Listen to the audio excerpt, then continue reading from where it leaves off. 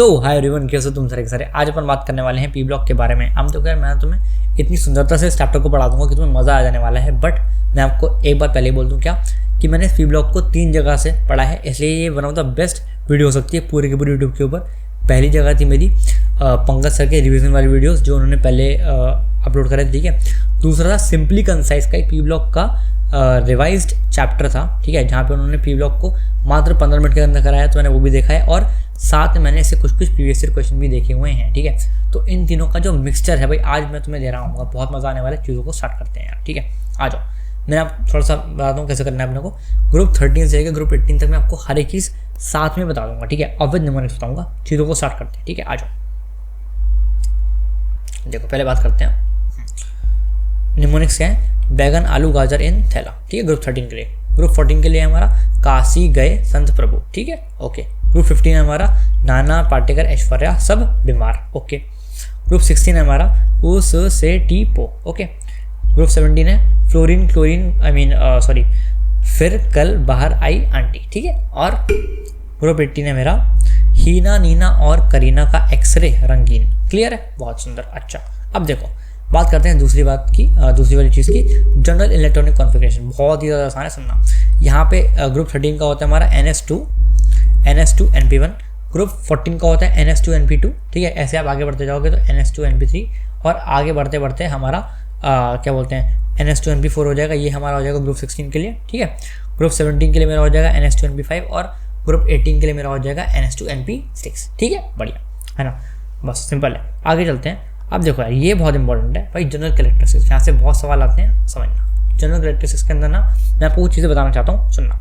पहले आप ये एक निमोनिक है, मैंने जो बनाया आपके लिए, ये निमोनिक, इसको रटो। क्या है ये, सुनना।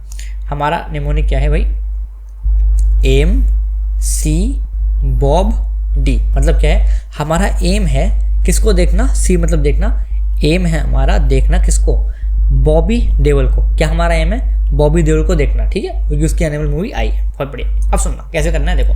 और तुम्हें दिख रहा होगा कि आगे मैंने तुम्हारे लिए मतलब ये कुछ बनाया हुआ है। क्या है ये देखो, मैंने तुम्हारे लिए आगे कुछ साइन बनाया है, सुनना। पहले आप समझो क्या कि ना, हाँ, स्टार्टिंग वाला और एंडिंग वाला है ना, बस इन दोनों के साइन सेम है। और इन दोनों के साइन कैसे हैं मेरे भाई, कुछ ऐसे हैं, इस टाइप के हैं, राइट। अच्छा, और बाकी जितने भी हैं सारे के सारे है ना, इनका जो साइन है ये है ऐसा। अच्छा, अब ये साइन का मतलब क्या है, देखो साइन आप समझना पड़ेगा थोड़ा सा। तो साइन का मतलब ये है कि आप बेसिकली क्या कर रहे हो ना, ये है जनरल ऑर्डर का साइन, है ना। कि अगर मैं बात कर रहा हूँ ए फॉर होता है हमारा एटॉमिक साइज, ठीक है। तो एटॉमिक साइज का मतलब हमारा क्या होगा कि जो जनरल ट्रेंड होगा एटॉमिक साइज का कौन से ग्रुप के अंदर मेरे भाई, सारे के सारे ग्रुप्स के अंदर जो जनरल ट्रेंड होगा भाई वो होगा ऐसा। अच्छा, अब मैं आपको, है ना, जनरल ट्रेंड तो मैंने आपको बता दूंगा कि ऐसा करके जनरल ट्रेंड है, बट जो एक्सेप्शन है मैं कोई बताऊंगा। चीज़ों को मैं स्टार्ट करता हूँ, ठीक है। चलो स्टार्ट करते हैं फर्स्ट से। पहले हमारा क्या है, एटॉमिक साइज, ठीक है। एटॉमिक साइज सुनना, एटॉमिक साइज देखो, बैगन आलू गाजर इन थैला ऐसा होता है ना। पहले तो आप इस जनरल ट्रेंड के तहत इस चीज़ को ऐसे लगा दो। मैंने कहा ठीक है, लगा देंगे ऐसे ऐसे ऐसे और ऐसे, ठीक है। अब आपको करना क्या है, एल और जी को आप जब आपस में इंटरचेंज करोगे तो आपके पास एक ऐसा ऑर्डर आ जाएगा और आपको यही आता है एटॉमिक साइज का ऑर्डर, ठीक है। बाकी एटॉमिक साइज जो है वो ग्रुप 14 से लेके ग्रुप 18 तक सेम रहता है। सेम रहता है कि इसके अंदर कोई एक्सेप्शन नहीं है। बस सिंपली आपको जब आगे जाओगे तो आपका जो साइज है वो बढ़ता जाएगा, सिंपल है ना। बिकॉज इसके आगे हम लोगों ने ये वाला साइन लगाया हुआ है, ठीक है। चाहो तो चेक भी कर सकते हो, देखो आगे जा रहे हो बढ़ रहा है, ठीक है, आगे जा रहे हो बढ़ रहा है, ठीक है, आगे जा रहे हो बढ़ रहा है, ठीक, आगे जा रहे हो बढ़ रहा है, एंड एट लास्ट आगे जा रहे हो बढ़ रहा है, सिंपल। अच्छा, आपको आप इस चीज़ को एक और स्टाइल से याद रख सकते हो, क्या मतलब कि इसको रटोगे कैसे ना, मेन चीज़ तो रटने की है। देखो यार समझना, ये है फर्स्ट नंबर पे लिखा हुआ। फर्स्ट नंबर पे लिखा हुआ का मतलब क्या है कि भाई अगर मैं इसको बोल दूँ 1, इसको बोल दूँ 2, इसको बोल दूँ 3, 4, 5 और 6, मतलब ग्रुप वाइज बोल रहा हूँ, है ना। सो जब मैंने यहाँ पे लिखा हुआ है कि भाई 1 है ना, यानी कि 1 पे है एटॉमिक साइज। एटॉमिक साइज का मतलब क्या है कि जहाँ पे 1 लिखा हुआ है सिर्फ वहीं पर एटॉमिक साइज के अंदर एक्सेप्शन आएगा। बाकी जितना भी है यहाँ से लेके यहाँ तक, यहाँ पे ये नॉर्मल ही रहेगा, जनरल एटॉमिक साइज रहेगा, ठीक है, एक्सेप्शन कोई भी नहीं आएगा। अच्छा, अब मैं इसी सेम कॉन्सेप्ट के तहत अगला देखते हैं, है ना। ये क्या है मेरा, आयनाइजेशन एंथैल्पी। अब देखो यार सेकंड नंबर पे आ रहा है। सेकंड नंबर का मतलब क्या है कि 1 और 2 के अंदर ही सिर्फ एक्सेप्शन होगा, बाकी 3 से लेके 6 तक कोई एक्सेप्शन नहीं होगा। अब इन दोनों के अंदर एक्सेप्शन क्या है और देखते हैं। अरे आसान है, डरना नहीं है तुम्हें। सुनना, पहली बात क्या, सुन जाना भी आराम से, कर देंगे अपन। आयनाइजेशन एंथैल्पी का जो ऑर्डर होता है, जनरल ऑर्डर, वो होता है ऐसा, राइट, ऐसा होता है। बहुत बढ़िया। आप सुनना, देखो जो आपका ऑर्डर है एट लास्ट, सॉरी जो आपका ऑर्डर है वो आपका आएगा ऐसा, ठीक है। अब इसको याद कैसे करना है ये भी देख लो, है ना, मतलब इसको याद करा रहा हूँ। एक W बनाया, हाँ जी, और उस पर बैगन आलू गाजर इन थैला लिख दिया मैंने, कहा बहुत बढ़िया काम करा है ना। अब यहाँ से आपको मारना है एक पंच। जब आप यहाँ से यहाँ पे एक पंच मारोगे ना तो भाई आपका W कुछ इस टाइप से टेढ़ा हो जाएगा, है ना, कुछ टेढ़ा हो जाएगा, है ना। अब जो आपको जैसे जैसे हाइट देखनी है, जैसे कि B सबसे बड़ा है, फिर TL है, फिर GA है, तो भाई देखो B TL GA, उसके बाद AL है, उसके बाद IN है, उसके बाद AL, उसके बाद IN, है ना। तो आप ionization enthalpy of first group 13 आप इस तरह से इस W की मदद से याद कर सकते हो, ठीक है। मैं आपको बताता हूँ आयनाइजेशन एंथैल्पी ऑफ ग्रुप 15 की मेरे भाई आयनाइजेशन एंथैल्पी बहुत आसान है, सुनना, कुछ नहीं करना अपने को। काशी गए संत प्रभु होता है ना, मतलब ऐसे होता है ना, जो जनरल होता है वो क्या होता है, काशी गए संत प्रभु। आप इन दोनों को उठा के पलट दो, जब आप पलटोगे तो भाई प्रभु पहले और संत बाद में आ जाएगा, है ना। भाई ये क्यों होता है, ड्यू टू लेंथेनॉइड कॉन्ट्रैक्शन, ठीक है, समझ गए। बाकी ये सारे के सारे जो हैं प्लेन रहेंगे। इनका मतलब क्या है कि आज जब यहाँ से यहाँ जाओगे तो आपका जो साइज़ है, जो आयनाइजेशन एंथैल्पी है वो कम हो जाएगी। यहाँ से यहाँ जाओगे आयनाइजेशन एंथैल्पी कम होगी, यहाँ से यहाँ जाओगे आयनाइजेशन एंथैल्पी कम होगी, एंड यहाँ से यहाँ जाओगे आयनाइजेशन एंथैल्पी कम होगी, राइट। अच्छा, यहाँ से यहाँ जाओगे मतलब क्या कि लेफ्ट से राइट मूव करोगे तो, ठीक है, बहुत बढ़िया, सुंदर, बहुत बढ़िया मेरे भाई, ठीक है। आगे चलते हैं, आप सुनना। अगला मेरा क्या, सुनते जाओ आराम से। अगला है मेरा मेल्टिंग पॉइंट, ठीक है। मेल्टिंग पॉइंट का मतलब क्या है, अच्छा एक बात और, कि इसके अंदर मैंने ये भी लगाया हुआ है और ये भी लगाया हुआ है। इसका मतलब है कि मेल्टिंग पॉइंट के अंदर ये दोनों ही चीज़ें फॉलो होंगी और ऑर्डर कुछ इस टाइप से चलेगा। समझाता हूँ, डरो मत, समझाता हूँ। देखो यार, थर्ड है हमारा बेटा मेल्टिंग पॉइंट, ठीक है। अब होना क्या चाहिए था बेटा, है ना, कि बैगन आलू गाजर इन थैला। देखो आपको एक चीज़ समझा दूँ, है ना, कहाँ गया हमारा, हाँ, ठीक है, हाँ ठीक है। देखो क्या होगा ना, कि अगर मैंने मेल्टिंग पॉइंट के अंदर ये और ये दोनों ही लिखे, इसका मतलब क्या है, सुनना, कि भाई यहाँ ऐसा रहेगा और यहाँ ऐसा रहेगा, ठीक है, क्योंकि 3 यहाँ पे होंगे और 3 यहाँ पे होंगे, ठीक है, अलग अलग मूव होगा इनका, है ना। अब अंदर चलते हैं, ठीक है, सुनते जाना, अभी समझ में आएगा तुम्हें हर एक चीज़, टेंशन मत लो बिल्कुल भी मेरे भाई, ठीक है। होना कैसे चाहिए था कि बैगन आलू गाजर इन थैला होना चाहिए था, बट ड्यू टू एक्सेप्शन, और कितने में एक्सेप्शन आएगा ये भी देखो, कि भाई अगर यहाँ पे थर्ड पे बात कर रहे हैं तो भाई किसके अंदर एक्सेप्शन आएगा, अरे यार 1 2 3 4 5 6, है ना, यानी कि एक्सेप्शन किस में आएगा, इन तीनों के अंदर आएगा, इन तीनों के अंदर एक्सेप्शन नहीं आएगा। बहुत बढ़िया, अब सुनो, ठीक है। सो बेसिकली हमारा क्या हुआ यहाँ पे कि एक्सेप्शन आया, ये और इसके जो साइन थे वो भाई पलट गए, ठीक है। आपको फाइनली ये चीज़ याद रखनी है, बहुत बढ़िया।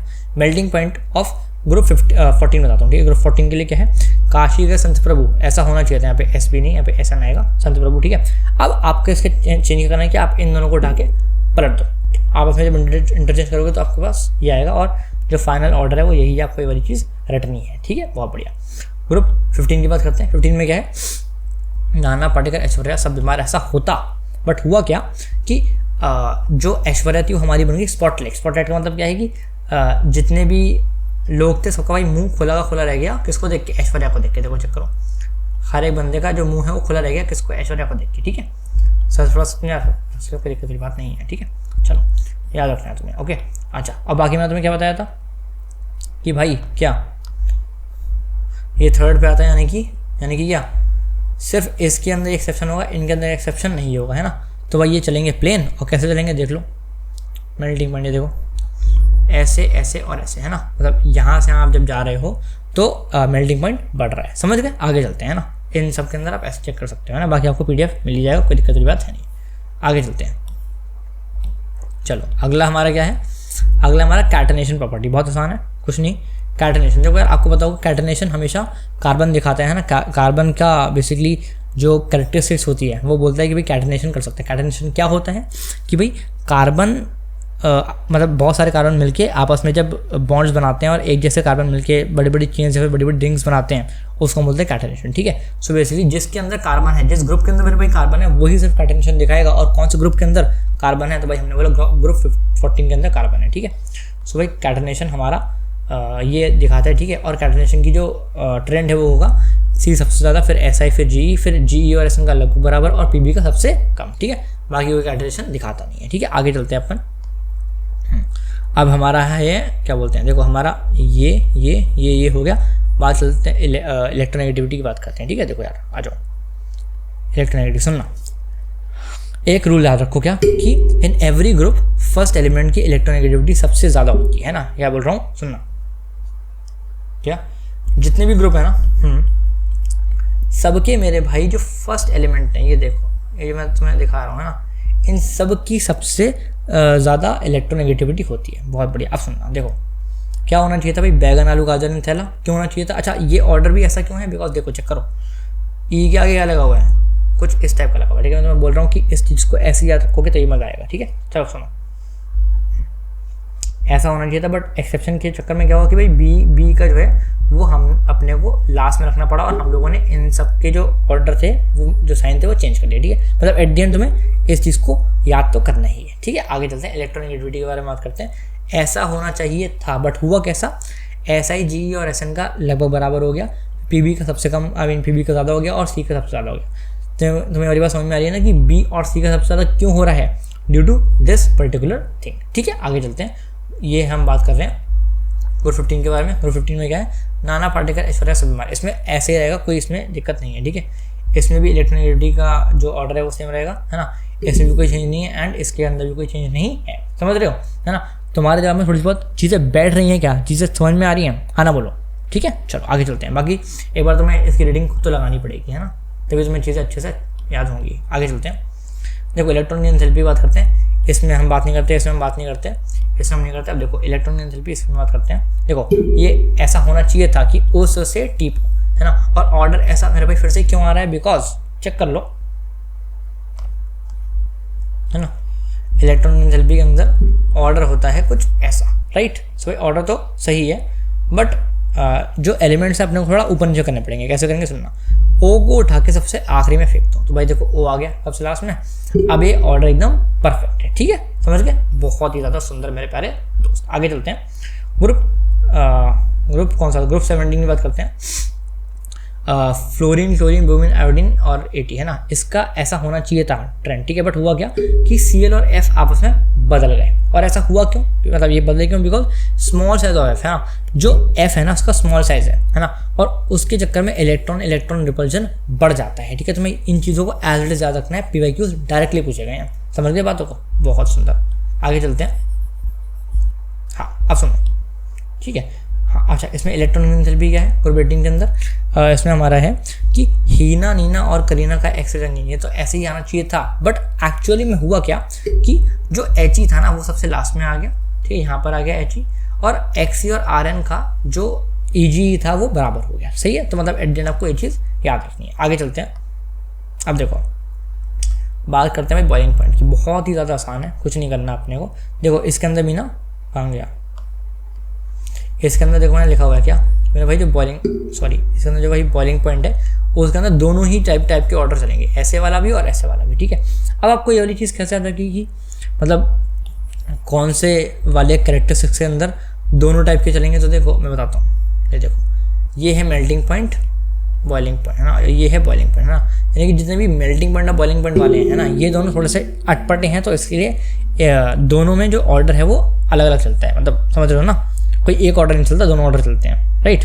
एक ऑर्डर ये और एक ऑर्डर ऐसा, समझ गए बात को, समझ गए क्या, है ना। चलो अब सुनो, बॉइलिंग पॉइंट में क्या है आपका ऐसे चलेगा सिंपल, ठीक है। बॉइलिंग पॉइंट में अभी भी ऐसा चलता है, ठीक है। फिर ग्रुप 15 ग्रुप 15 के अंदर भाई आपका ही पलट गया, देखो अभी ऐसे चल रहा था बट यहाँ पर ये ऐसे चल रहा है, ठीक है, बहुत बढ़िया। इस बॉइलिंग पॉइंट की बात कर रहे हैं, इसमें भी ऐसे चल रहा है, और बॉइलिंग पॉइंट यहाँ पे ऐसे चल रहा है, इसमें बॉइलिंग पॉइंट में ऐसे चल रहा है, ठीक है। मैं आपको बता रहा हूँ कि एट द एंड आपको चीज़ें याद ही करनी है, तो मैं आपको एक तरीका बता रहा हूँ कि आप चीज़ों को याद कैसे रख सकते हो, ठीक है। आपसे डायरेक्टली जरूर पूछेगा, बोलेगा अच्छा बताओ भाई कि BR का ज़्यादा होता है बॉइलिंग पॉइंट या फिर CL का होता है। अगर तुम्हें चीज़ याद है तो तुम खेल जाओगे यार, और नहीं याद है तो भाई NT तुम्हारे साथ खेल जाएगा, राइट। चलो बहुत बढ़िया, वैसे आजकल NT बहुत ज़्यादा खेल रहा है ना दोस्त, चलो अच्छा। हाँ हमारा ये भी हो गया, ठीक है। अब बात करते हैं ऑक्सीडेशन नंबर की, कहाँ गया दोस्त, ऑक्सीडेशन नंबर, ठीक है। इसके लिए आपको ध्यान कर रखना है, सुनना, देखो बैगन आलू गाजर इन थैला होता है? मैंने कहा हाँ जी होता है। जब आप ऊपर से नीचे जाओगे ना मेरे दोस्त, ध्यान सुनो, जब तुम ऊपर से नीचे जाओगे स्टेबिलिटी ऑफ +1 ऑक्सीडेशन स्टेट बढ़ेगी और स्टेबिलिटी ऑफ +2 ऑक्सीडेशन स्टेट कम हो जाएगी। समझ गए इस बात को? अरे बड़ा आसान सा कॉन्सेप्ट है ना। अब अगर तुम्हें इतनी सी चीज़ समझ में आ गई हो, इतनी बात समझ में आ गई, अब सारे ग्रुप का याद कराता हूँ, सुनते जाना भैया आराम से। देखो यहाँ पे क्या था, स्टेबिलिटी ऑफ +1 बढ़ रही थी और स्टेबिलिटी ऑफ +3 घट रही थी। अगले में क्या है, स्टेबिलिटी ऑफ +2 बढ़ रही है, स्टेबिलिटी ऑफ +4 घट रही है। मतलब क्या, यहाँ 1 था, मतलब देखो चेक करो, 1 मिनट रुको यार दोस्त। ग्रुप 13 के अंदर और ये है ग्रुप 14, ठीक है। स्टेबिलिटी ऑफ +1 बढ़ रही है, यहाँ पे स्टेबिलिटी ऑफ +3 घट रही है, यहाँ पे 2 बढ़ रही है, यहाँ पे 4 घट रही है। अगले में क्या होगा बताओ, 3 बढ़ेगी 5 कम होगी, है ना। अगले में क्या होगा, 4 बढ़ेगी 6 कम होगी। और अगले में बताओ, अच्छा इसमें हमारी बात नहीं होती ऑक्सीडेशन नंबर को लेके। समझ गए बात को, है ना। मतलब आपके पास जब भी PDF आएगी ना, तो आपको इसको एज इट इज रटना है, जैसे मैंने आपको जिस ऑर्डर में लिख के दिया है, आपको मजा आ जाएगा, ठीक है। अच्छा अब सुनो, अब इसे चलते हैं बी पे क्या है हमारा, I think bond dissociation enthalpy. हाँ जी देखो यार, हम बात करते हैं, हम इनमें से किसी की बात नहीं करते हैं, हम बात करते हैं सिर्फ ग्रुप नंबर 17 की, ठीक है भाई। बॉन्ड डिसोसिएशन एंथैल्पी क्या होती है, कुछ नहीं होती। देखो कैसा होना चाहिए था, ऐसा होना चाहिए कि fluorine chlorine bromine iodine, but क्या होगा कि भाई अपने को फ्लोरीन को उठा के यहाँ बीच में फेंकना है, ठीक है। तो कैसे फेंकोगे, देखो जब फेंकोगे तो Cl Br F और I आ जाएगा। और ऐसा क्यों होता है, because due to lone pair repulsion in F। Clear है, बहुत ही ज़्यादा सुंदर। आगे चलते हैं, आ जाओ। अगला है हमारा डेंसिटी, है ना। डेंसिटी में देखो उल्टा साइन है, ऐसा वाला साइन है, ध्यान रखना, ठीक है। अब सुनो डेंसिटी हमारा कहाँ गया, देखो कुछ नहीं है, बैगन आलू गाजर इन थैला सिंपल चल रहा है, ऐसे चलेगा, बहुत बढ़िया। डेंसिटी के अंदर क्या है मेरे प्यारे दोस्त, सुनते जाना। डेंसिटी के अंदर, डेंसिटी की स्पेलिंग क्या है, DENSI, SI मतलब SI लिखा हुआ है ना। अब क्या करना है अपने को, जो भी अपने को खेल खेलना है ना, वो खेलना है SI के साथ में, है ना। और SI को कहाँ लेके आ जाएंगे अपन, आप लोग SI को लिख देंगे सबसे आगे। देखो चेक करो, SI सबसे पहले है, चेक करो, है ना। फिर CGESNOP भी है ना। मतलब बेसिकली अगर तुम SI को उठाकर अगर तुम पीछे डाल दोगे तो ये चीज़ परफेक्ट हो जाएगी, है ना। तो तुम इन चीज़ों को कुछ इस तरह से याद रख सकते हो, ठीक है। बाकी तुम्हारा ऑर्डर तो ऐसे चलेगा, कोई दिक्कत है नहीं, है ना। इसमें डेंसिटी की बात नहीं करते, इसमें देखो ऑर्डर ऐसे चला, ठीक है। डेंसिटी यहाँ पर भी ऐसे चली, कोई दिक्कत है नहीं। अच्छा यहाँ पर डेंसिटी ऐसे चली, कोई दिक्कत है नहीं, है ना। अब सुनो, कुछ नोट है जो ध्यान रखना है तुम्हें, किसके लिए भाई मेरे दोस्त, ग्रुप 18 के लिए भाई जो नोट है वो याद रखने हैं तुम्हें। क्या सुनना, ग्रुप 18 के जो एलिमेंट होते हैं ना, वो हाईली स्टेबल होते हैं because of completely filled orbitals, ठीक है। दूसरी बात, ग्रुप 18 के elements have the largest size, सबसे बड़ा साइज होता है ना इनका, ठीक है। और अभी बता रहा हूँ, सुनना, हाँ। ग्रुप 18 के जो एलिमेंट होते हैं वो सबसे लार्जेस्ट होते हैं साइज के अंदर, ठीक है। और मेल्टिंग पॉइंट और बॉइलिंग पॉइंट उनका कम होता है। अब बी और सी जो मैंने चीज़ें लिखी हुई है, ये क्यों होता है, बिकॉज ऑफ वैन डर वाल फोर्सेस, ठीक है। वैन डर वाल फोर्सेस के चक्कर में ये और ये दोनों चीज़ें होती हैं। अच्छा अगली बात क्या है, अगर आयनाइजेशन एंथैल्पी बहुत ज़्यादा होती, आई मीन इनकी जो आयनाइजेशन एंथैल्पी होती है बहुत ज़्यादा होती है due to stable electronic configuration, है ना। कि भाई आपको पता है ना कि He जो है, He के अंदर अगर आपको इलेक्ट्रॉन निकालना है या फिर डालना है बहुत ही मुश्किल है, बिकॉज ये ऑलरेडी बहुत ज़्यादा स्टेबल है। तो मेरे को अगर इसके अंदर से इलेक्ट्रॉन निकालना है तो मुझे इसको बहुत ज़्यादा हीट देनी पड़ेगी। अगर बहुत ज़्यादा हीट देनी पड़ेगी तो भाई इसका आयनाइजेशन एंथैल्पी क्या होगा भाई, बहुत ज़्यादा होगा। समझ गए चीज़ों को, आसान सी चीज़ें समझ गए हो यार। आगे चलते हैं अपन, ठीक है। सो हमारी बेसिकली जनरल कैरेक्टरिस्टिक्स खत्म हो गई हैं। अब अपन बात करते हैं केमिकल प्रॉपर्टीज़ के बारे में, ठीक है। बहुत आसान है, हम लोग कैसे कैसे करेंगे सुनना। देखो यार, हम रिएक्शन कराएंगे अलग अलग, मतलब पूरे ग्रुप्स का किसके साथ में, O2 के साथ में कराएंगे, हेलोजन के साथ कराएंगे, H2 के साथ कराएंगे, एसिड के साथ कराएंगे, एल्कली के साथ कराएंगे एंड N2 के साथ कराएंगे, ठीक है। अब इसको याद कैसे रखोगे, देखो यार क्या लिखा हुआ है सुनना, OHHAAN, है ना, यानी कि ओ हाँ से आप इस चीज़ को थोड़ा सा याद रख सकते हो। देखो यार, मैं ना इन चीज़ों में विश्वास रखता हूँ कि अगर आपको चीज़ें सिक्वेंशली याद है ना, तो आप चीज़ों को बहुत ईजिली पकड़ पाओगे और उस टाइम एग्जाम में बैठ के कर पाओगे। तुम्हारे दिमाग में एक माइंड में बना रहेगा, ठीक है। इसलिए मैं तुम्हें हर एक चीज़ कराता हूँ कैसे, सीक्वेंशली। समझ गए बात को। आप सुनो, पहली बारी है O2 के साथ में खेलने की, ठीक है। कुछ नहीं, जब आपने इनका रिएक्शन कराया O2 के साथ में क्या होगा, E+O2 will give you E2O3, ठीक है। मतलब E2O3 टाइप का एक पदार्थ बनेगा, है ना। जैसे कि एग्जाम्पल के लिए आप समझ लो तो भाई B2O3 बन जाएगा, है ना। ऐसे ही Al2O3 बन जाएगा। क्लियर है। अच्छा, अब इंपॉर्टेंट बात क्या है कि भाई जो B है ना हमारा, B don't react with B जो है तुम्हारा क्रिस्टलाइन फॉर्म में अगर होगा तो भाई रिएक्ट नहीं करेगा किसके साथ, O2 के साथ में। बहुत बढ़िया। अच्छा, जो Al है वो जब Al forms a thin oxide layer in moisture, है ना, कि भाई जब मॉइस्चर होती है ना तब Al एक थिन ऑक्साइड लेयर बना लेता है जिसको अपन बोलते हैं Al2O3। ठीक है। अच्छा, और क्या है, हो गया अपना, है ना। अच्छा, अब हमारा ग्रुप 13 का तो हो गया भाई। अब बात करते हैं chemical reaction with O2 in group number 14। ठीक है, और चेक करते हैं, कुछ नहीं होता। जब E+O2 होता है तो भाई ये बनाता है EO2 एंड एक और पदार्थ बनाता है EO2 एंड EO, मतलब बेसिकली EO2 और EO टाइप के ये पदार्थ बनाता है ना। बढ़िया, समझ में आ गई होगी। आगे चलते हैं, ग्रुप 15 की बात करते हैं। ग्रुप 15 में क्या होता है, E+O2 will give you E2O3 या फिर E2O5। ठीक है, ये दोनों टाइप के ही ये पदार्थ, ये दोनों टाइप के सब्सटेंस देता है। ठीक है, यहाँ पे आपको ध्यान का रखना है, सुनते जाना है आराम से। ग्रुप 15 है कि E2O3 कम एसिडिक होता है और E2O5 ज़्यादा एसिडिक होता है। समझ गए। बढ़िया। ग्रुप 16 की बात करते हैं।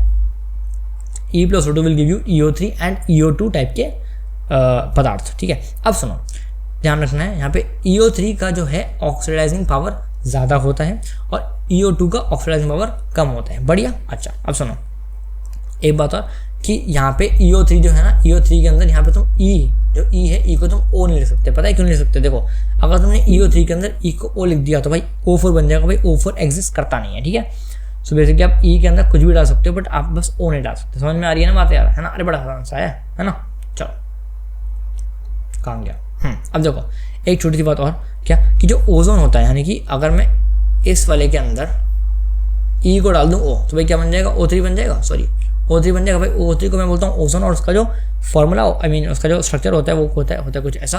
और इसमें इंपॉर्टेंट बात क्या है कि इसके अंदर लोन पेयर कितने हैं, इसमें भाई लोन पेयर है 1 2 3 4 5 6 लोन पेयर होते हैं। इन चीज़ों को तुम्हें याद रखना है। ठीक है, इस स्ट्रक्चर को अच्छे से रट के बैठना, क्वेश्चन आ सकते हैं। ठीक है। अच्छा, इसके साथ में ऑक्सीजन का होता नहीं है एंड इसके साथ भी नहीं होता। ठीक है, तो तुम्हें बात समझ में आ रही है कि हम लोगों ने सारे के सारे ग्रुप्स का ऑक्सीजन के साथ में देख लिया। समझ रहे हो, ऐसे करेंगे अपन, बहुत आसान है। अब मैं कराऊंगा तुम्हें सारे ग्रुप का हैलोजन के साथ में। ठीक है, किसके साथ में, हैलोजन के साथ में।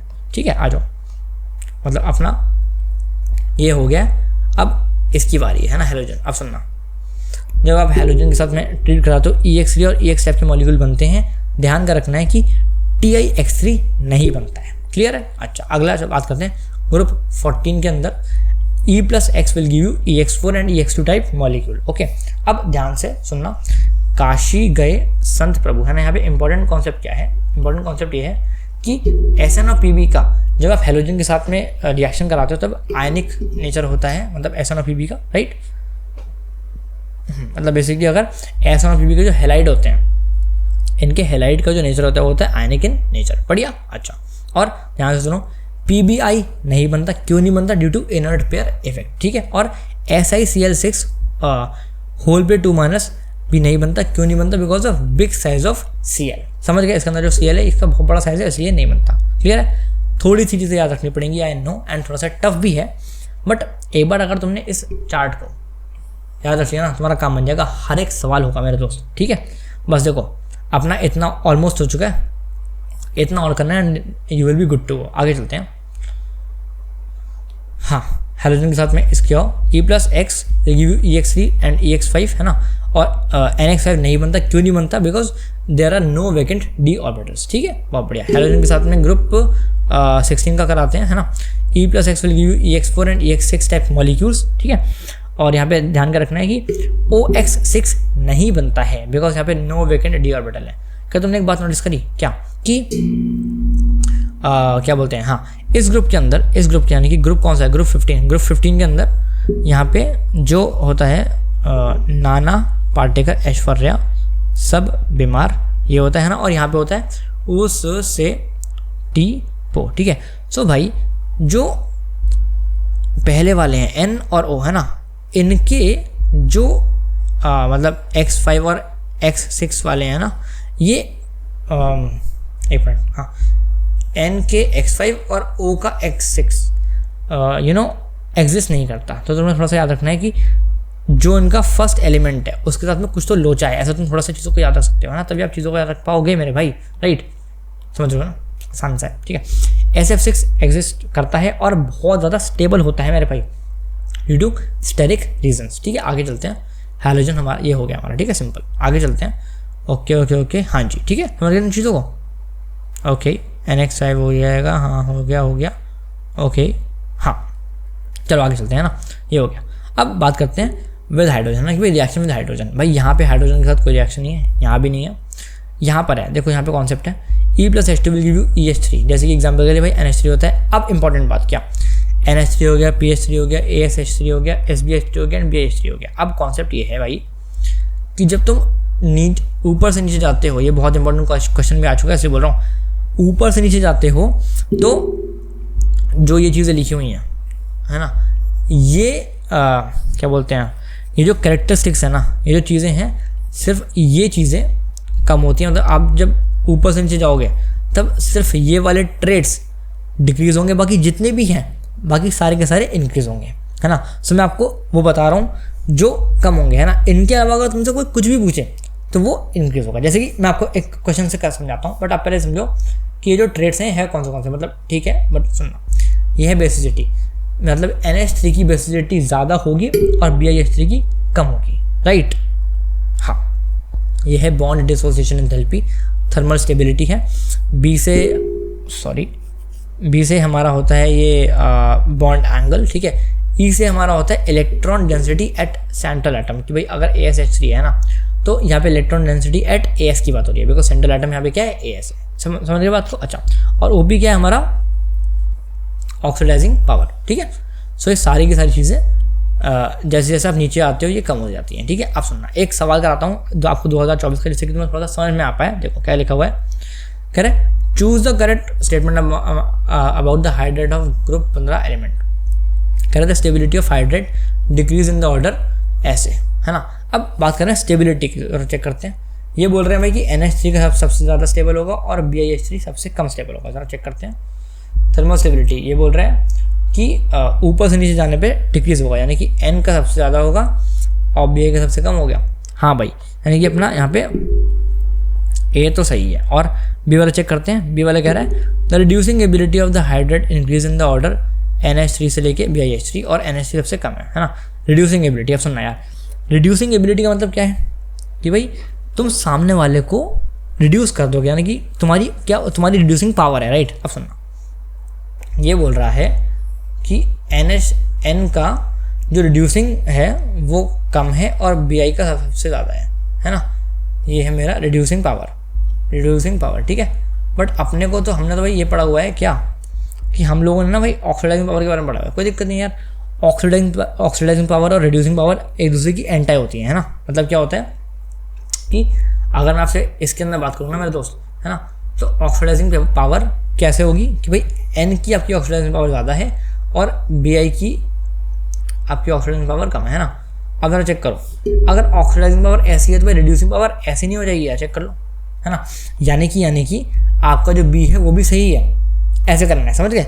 ऐसे ही तुम जब C चेक करोगे तुम्हारा जो C है वो गलत हो जाएगा, है ना, C गलत हो जाएगा। जब तुम D चेक करोगे D भी तुम्हारा गलत हो जाएगा। अपना सही आंसर कौन सा हो जाएगा मेरे भाई, ये वाला A एंड B ओनली। समझ गए बातों को। थोड़ा सा मैंने ट्राई करा है कि तुम्हारा ज़्यादा टाइम वेस्ट ना हो, है ना, बट आई होप तुम समझ गए हो यार, है ना। अच्छा, अब सुनो, ये जो हाइड्रेट्स होते हैं ना ग्रुप 15 के जो हाइड्रेट्स होते हैं उनका भाई बॉइलिंग पॉइंट और मेल्टिंग पॉइंट की बात करते हैं। बॉइलिंग पॉइंट ऑफ हाइड्रेट्स होता है हमारा कुछ ऐसे, है ना, कि भाई मतलब जनरली ऐसा आप लिखते हो कि नाना पार्टिकल ऐश्वर्या सब बीमार। बट आपको अगर बॉइलिंग पॉइंट ऑफ हाइड्रेट के बारे में बात करनी तो N को उठा के इनके बीच में डाल दो। अब जब बीच में डालोगे तो N देखो बीच में आ गया। अच्छा, अब मेल्टिंग पॉइंट ऑफ हाइड्रेट के बारे में बात करनी है तो कुछ नहीं करना अपने को, यहाँ से N उठाओ, है ना, और उठा के सबसे लास्ट में डाल दो। चेक करो, सबसे लास्ट में आ गया, बस बात खत्म। समझ गए बातों को। देखो समझ तो रहो ना यार, टेस्ट तो नहीं हो रहा, है ना। आगे चलते हैं, चलो। हाइड्रोजन, अब सुनना यार, E+H2, देखो क्या डरना नहीं है, हो जाएगा, सुनते जाना। हाइड्रोजन E+H2 अच्छा कौन सा ग्रुप है, ये है हमारा 16 group. E+H2 will give you H2E। Example के लिए H2O होता है ना। अब देखो यहाँ पे भी इनके भी जब हाइड्रोजन होते हैं, हाइड्रेट होते हैं, तो ऊपर से नीचे जाओगे मेरे भाई वही सेम चीज़ जो यहाँ पे कॉन्सेप्ट था ना वो यहीं पे चल रहा है। ऊपर से नीचे जाने पे ये सारी चीज़ें कम हो जाएंगी, है ना। ऐसे ही ऊपर से नीचे जाने पे ये सारी चीज़ें कम हो जाएगी, सिंपल, ठीक है। हो गया। अब बात करते हैं मेल्टिंग पॉइंट और बॉइलिंग पॉइंट ऑफ हाइड्रेट के बारे में। अब सुनो, melting point and boiling point में क्या होता है, ओसे से टेपो लिखा है, कुछ नहीं करना, ओ को उठा के लास्ट में फेंक दो, अपना आंसर आ गया। समझ गए, चीज़ों को याद रखना डायरेक्ट। आगे चलो, विद हाइड्रोजन की बात करते हैं। तो ये हमारा ग्रुप नंबर 17 है, ठीक है। E+H2 will give you EH type molecule. Example के लिए HCl हो गया, है ना। ऊपर से नीचे जाओगे ये सारी चीज़ें कम हो जाएंगी, है ना। समझ गए अब तक तो। अब देखो बॉइलिंग पॉइंट ऑफ हाइड्रेट की बात करते हैं। तो फ्लोरीन, क्लोरीन, ब्रोमीन, आयोडीन है, हाँ जी है। आपको F को उठा के सबसे लास्ट में डालना है। ये देखो बॉइलिंग पॉइंट ऑफ हाइड्रेट आ गया। मेल्टिंग पॉइंट ऑफ हाइड्रेट के लिए आपको यहाँ से F को उठा के यहाँ डालना है बीच में, इसके Br और I के बीच में आएगा, तो आपके पास मेल्टिंग पॉइंट कुछ ऐसा आ जाएगा, ठीक है, बढ़िया। हाँ चलो आगे बात करते हैं। हाँ, अब अगर एसिड के साथ में आपका रिएक्शन हो तो क्या होगा, एसिड या फिर एल्कली के साथ में रिएक्शन हो तो क्या होगा। ये हमारा चल रहा है group 13। Al+HCl will give you AlCl3+H2।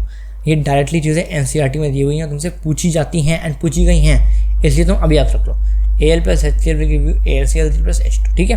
और बात करूँ अगर एल्कली के साथ में, है ना, तो Al+NaOH, भाई इसमें एल्कली क्या है, अरे मेरे भाई Na एल्कली है ना मेरे दोस्त, है ना।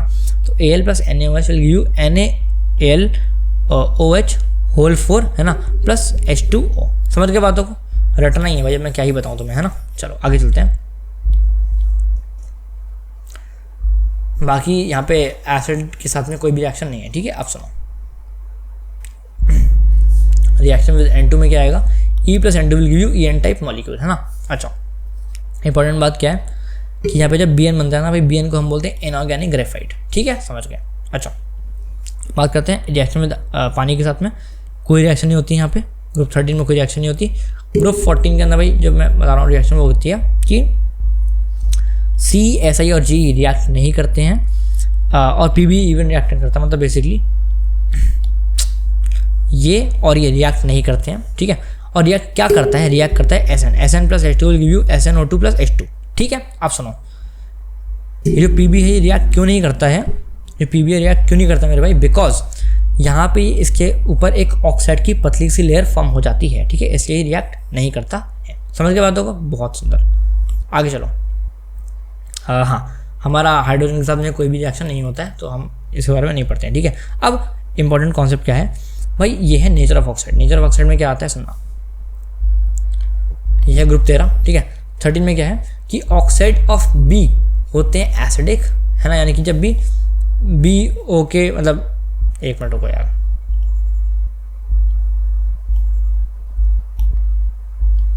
जैसे कि BO2 बनेगा, जैसे कि CO2 मान लो, है ना, कि भाई CO2 बन रहा है ना। एक मिनट रुको यार, कहाँ था इसके ऑक्साइड में तो दिखाना चाहता हूँ, कहाँ गया ऑक्साइड, हाँ E2O3। तो इसमें एक एग्जांपल दिखाता हूँ, Al2O3। हाँ सुनना यार कि भाई जब B2O3 बना तो भाई ये B2O3 क्या है, एसिडिक है, ऐसे चलना है, समझ के बातों को। अच्छा, ऐसे ही IN और TL का जो ऑक्साइड होगा वो होगा हमारा बेसिक, ठीक है। अच्छा जी, अब रुक जाओ, इसमें तो जाना आराम से, आगे चलो। ग्रुप नंबर 14 की बात करते हैं, ठीक है, कुछ नहीं करना है। काशी गए संत प्रभु होता है, इसमें से जो 3 हैं ये होते हैं एसिडिक ऑक्साइड, और SN और PB के जो ऑक्साइड होते हैं वो हमारे होते हैं एम्फोटेरिक। टेंशन मत, मैं तुम्हें एम्फोटेरिक जितने भी जिंदगी में तुम पढ़ोगे एम्फोटेरिक, मैं तुम्हें अभी एक निमोनिक से याद कराऊंगा, मज़ा आ जाएगा, ठीक है। और लेकिन यहाँ पे एक कैच है, कैच क्या है कि मैंने तुम्हें बोला इनके ऑक्साइड होते हैं एसिडिक, बट एक ऐसा ऑक्साइड है C का जो होता है न्यूट्रल, और वो ऑक्साइड है CO। समझ गए। अब सुनो, एम्फोटेरिक ऑक्साइड तुम आज तक जितने भी पढ़ोगे मैं तुम्हें बता रहा हूँ, सुनो, Zn, Be, Al, Sb, Se, As, Pb, Sn और Ga और Cr, इन सब के जो ऑक्साइड होते हैं ना वो होते हैं एम्फोटेरिक। अब इसको याद कैसे करोगे बता रहा हूँ, सुनना। जनाबे, देखो सुनो, जनाबे अली सबसे आसान पंजाबी सॉन्ग गाया करो, ठीक है। क्या, जनाबे अली सबसे आसान पंजाबी सॉन्ग गाया करो, समझ गए, बहुत सुंदर। आगे बात करते हैं नेचर ऑफ ऑक्साइड में ग्रुप 15 क्या है, इसमें कुछ नहीं है। अगर आप एक चीज़ देखोगे ना, सो आपने शायद एक चीज़ नोटिस करी, ऊपर से नीचे जा रहे थे ना, एसिडिटी कम हो रही है। ऊपर वाले एसिडिक है, नीचे वाले एम्फोटेरिक है ना। और समझ रहे हो एम्फोटेरिक क्या होते हैं, जो एसिडिक और बेसिक दोनों नीचे शो करते हैं, यानी कि बेसिकली आप जब ऊपर से नीचे जा रहे हो भाई एसिडिटी कम हो रही है, राइट। तो मैंने अब ये लिखा है, इसके अंदर भी वही है कि ऊपर से नीचे जाओगे भाई एसिडिटी कम हो जाएगी, ठीक है, बहुत बढ़िया। इनके ऑक्साइड्स की इनके ऑक्साइड्स की ऑब्वियसली। आगे चलते हैं। ग्रुप 16 के जो ऑक्साइड होते हैं उनमें आप जब ऊपर से नीचे जाओगे तो रिड्यूसिंग पावर कम हो जाएगी। यहाँ पे चेक करो, यहाँ पे एसिडिटी की बात हो रही है ना, बट यहाँ पे हो रही है रिड्यूसिंग पावर की बात, राइट। तो यहाँ पे तुम्हारी रिड्यूसिंग पावर कम हो जाएगी, समझ गए, बहुत बढ़िया, है ना। सो बेसिकली यहाँ पे कुछ होता नहीं है रिएक्शन में, सो दैट्स इट, है ना। सो अच्छा हाँ, अब एक चीज़ और क्या कि भाई हम ना कुछ पढ़ने वाले कुछ एलोट्रोप्स होते हैं, सुनना देखो। ग्रुप 14 और ग्रुप 15 एंड ग्रुप 16 है ना, इन तीनों के अंदर भाई एलोट्रोप्स होते हैं किन्हीं किन्हीं एलिमेंट्स के, सुनना। एलोट्रोप ऑफ कार्बन कौन से होते हैं, डायमंड, ग्रेफाइट और फुलरेंस, ठीक है। अब सुनो, डायमंड कैसे दिखता है तुम्हें पता ही है, उसका जो स्ट्रक्चर होता है कुछ ऐसा होता है। ग्रेफाइट ऐसा होता है, मतलब बेसिकली क्या होता है कि ये एक ऊपर एक शीट है, नीचे भी एक शीट है, जब आप उसमें स्लाइड करते हैं तब भाई ग्रेफाइट, जैसे तुम्हारे पास एक पेंसिल है, लिखते हो ना भाई, इस पर ग्रेफाइट की निप होती है, लिखते हो तो इतना स्मूथ क्यों चलता है, बिकॉज ये जो क्या बोलते हैं, जो स्लैब्स होते हैं, जो एक दूसरे के ऊपर जो लेयर होती हैं आपस में स्लाइड करती हैं, तो हम अच्छे से लिख पाते हैं, समझ गए। फुलरेंस कुछ इस टाइप का होता है। अब सुनो डिफरेंस क्या है, फटाफट सुन लो, बहुत आसान है। ये 3D नेटवर्क होता है, ये लेयर ऑफ कार्बन होती है, ठीक है, यहाँ पे भी 3D नेटवर्क ऑफ कार्बन होता है, बहुत बढ़िया। ये sp3 हाइब्रिडाइज कार्बन होता है, ये sp2 हाइब्रिडाइज होता है, ये भी sp2 हाइब्रिडाइज होता है। नॉन एरोमेटिक होता है ना, ये हमारा एरोमेटिक होता है और ये हमारा एरोमेटिक होता है, समझ गए बातों को, बहुत आसान जी। आगे चलते हैं। यहाँ पे डैंगलिंग बॉन्ड होती हैं, यहाँ पे डैंगलिंग बॉन्ड होती हैं और यहाँ पे भी डैंगलिंग बॉन्ड होती हैं। एक मिनट, डैंगलिंग बॉन्ड, सॉरी यहाँ पे डैंगलिंग बॉन्ड नहीं होती है, मैंने गलत लिखा है, भी याद आया मुझे। यहाँ पे नो डैंगलिंग बॉन्ड, ठीक है, थोड़ा सा तुम करेक्ट कर लेना, समझ गए, बहुत बढ़िया। अब सुनो, थर्मल कंडक्टिविटी इसकी अच्छी होती है, इलेक्ट्रिकल कंडक्टिविटी पुअर होती है, ठीक है। यहाँ पर थर्मल कंडक्टिविटी अच्छी होती है, इलेक्ट्रिकल कंडक्टिविटी भी अच्छी होती है, और यहाँ पर thermal conductivity and electrical conductivity दोनों ही अच्छी होती हैं, है ना। ध्यान से और सुनो, जो ग्रेफाइट है, तो ग्रेफाइट तुम्हारा मोस्ट स्टेबल अमंग ऑल है, मतलब इन तीनों के अंदर से भाई जो मोस्ट स्टेबल एलोट्रोप होगा वो है हमारा ग्रेफाइट, राइट। आगे चलते हैं। हाँ, अब एक बात और कि भाई ये जो फुलरेंस है बनता कैसे है, बहुत आसान है। ग्रेफाइट को जो आप इलेक्ट्रिक आर्क देते हो इन प्रेजेंस ऑफ He या फिर Ag, तो आपका फुलरेंस बनता है। और भाई 60 कार्बन से लेके 350 कार्बन के ये ग्रुप्स बनते हैं, और भाई C60 मतलब जब ऐसा बनता है तब भाई हम इसको बोलते हैं कि बेटा फुलरेंस बन गया, है ना। और C60 को अपन बोलते हैं बकमिंस्टर फुलरेंस, क्लियर है। जब भी ऐसा फुलरेंस बनता है कि भाई वो 60 कार्बन से बनाया था, हम उसको बोलते हैं बकमिंस्टर फुलरेंस, बढ़िया। आगे चलते हैं। ग्रुप 14 हमारा हो चुका है, ग्रुप 15 की बात करते हैं। इसके अंदर भाई हम पढ़ते हैं एलोट्रोप ऑफ फॉस्फोरस, ठीक है। 3 एलोट्रोप होते हैं फिर से, white phosphorus, red phosphorus, black phosphorus, ठीक है। अब सुनो क्या क्या होता है, ये ट्रांसलूसेंट होता है, ये आयरन ग्रे शाइनी होता है, ठीक है। और हाँ, अभी इतना पकड़ो कि ये ट्रांसलूसेंट होता है और ये आयरन ग्रे शाइन का होता है, ठीक है।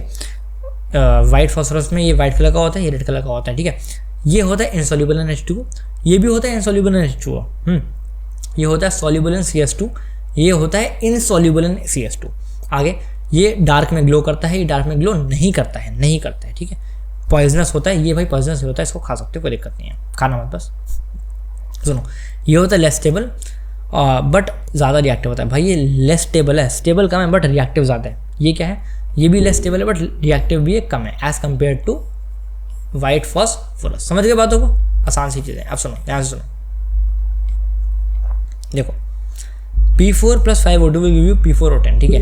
अब ये क्या होता है भाई, ये वाइट फॉस्फोरस है। जब इसको O2 के साथ में रिएक्ट कराते हैं तो भाई P4O10 बनाता है और वाइट फ्यूम्स देता है, तभी तो हम इसको बोलते हैं बड़ा वाइट फॉस्फोरस। समझ गए बातों को। अच्छा, रेड फॉस्फोरस में क्या है, जब मैंने वाइट फॉस्फोरस को 573 केल्विन पर कुछ दिनों के लिए रखा, कुछ दिनों के लिए मतलब बहुत सारे दिनों के लिए, तो भाई इसको हम बोलते हैं रेड फॉस्फोरस बन जाता है, ठीक है।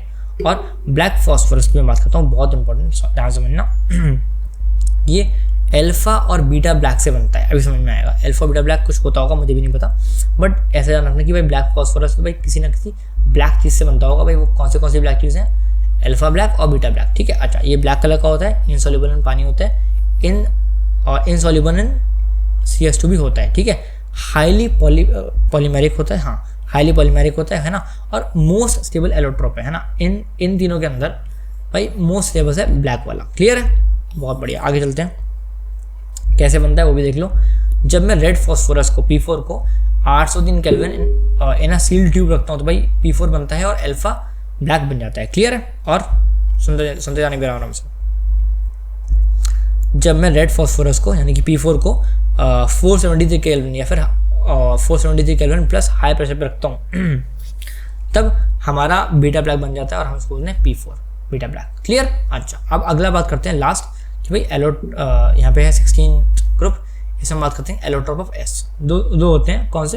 Alpha sulphur, beta sulphur. इसको अपन बोलते हैं रोम्बिक सल्फर, इसको बोलते हैं मोनोक्लिनिक। ये होता है क्राउन शेप का, ये होता है चेयर शेप का, ये येलो इन कलर होता है, ये कलरलेस इन कलर होता है, कलरलेस होता है, ठीक है। ये होता है स्टेबल एट रूम टेम्परेचर और ये हमारा होता है 369 केल्विन के ऊपर स्टेबल, ठीक है। छोटी सी बात और बता दूं, यहाँ पे क्या बोलते हैं कि हाँ ये क्राउन शेप होता है, मतलब क्या होता है कि कुछ इस टाइप का होता है, और ये जो चेयर शेप होता है ना, तुम कुछ ऐसा समझ लो कि मतलब it's like this,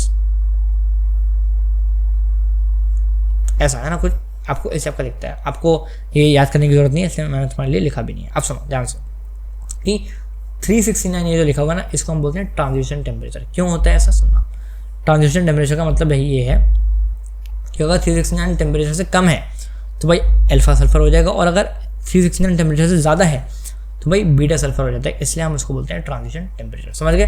so with this हम लोगों ने ख़त्म कर दिया है पी ब्लॉक को बहुत ही ज़्यादा तेज़ी से, और जितना अच्छा मैं पढ़ा सकता था मैंने आपको पढ़ाया, है ना। बाकी मैं आपको उसको PDF दूंगा, उसको अच्छे से बैठ के रटो यार। कम से कम इन नोट्स की 6 से 7 बार रीडिंग लगाओगे तब तुम्हें चीज़ें याद हो जाएंगी बहुत ही ज़्यादा ईजिली, ठीक है। हम लोग मिलेंगे नेक्स्ट वीडियो के अंदर, तब तक के लिए बाय बाय।